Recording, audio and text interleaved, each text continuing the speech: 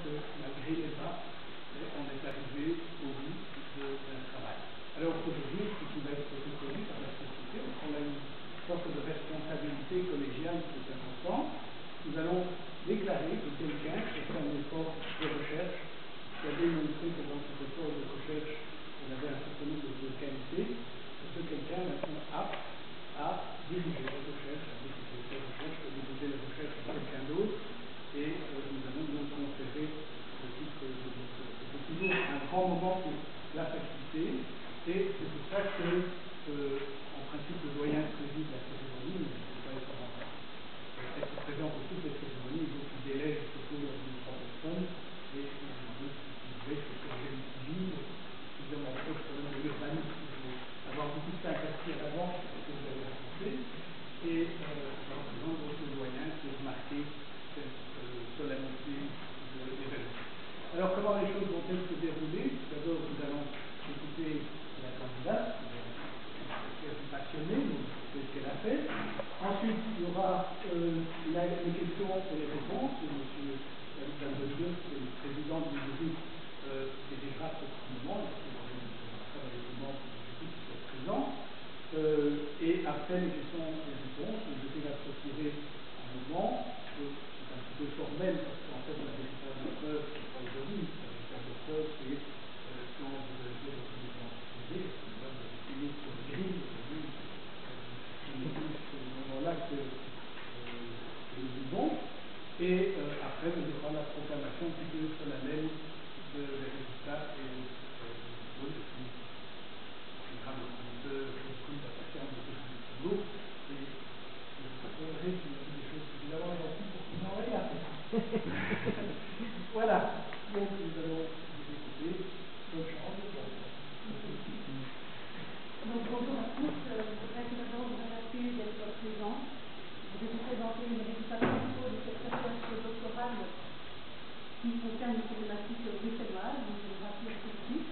Mais dont la motivation est née à 8 ans et à plus de 10 000 km de Bruxelles. Cette motivation, elle est née à Beirut, ville brésilienne de 350 000 habitants, située au cœur de l'État de São Paulo, où j'ai pu ressentir par mon expérience d'architecte urbaniste les tensions suscitées par la mise en œuvre des politiques publiques de revitalisation du centre.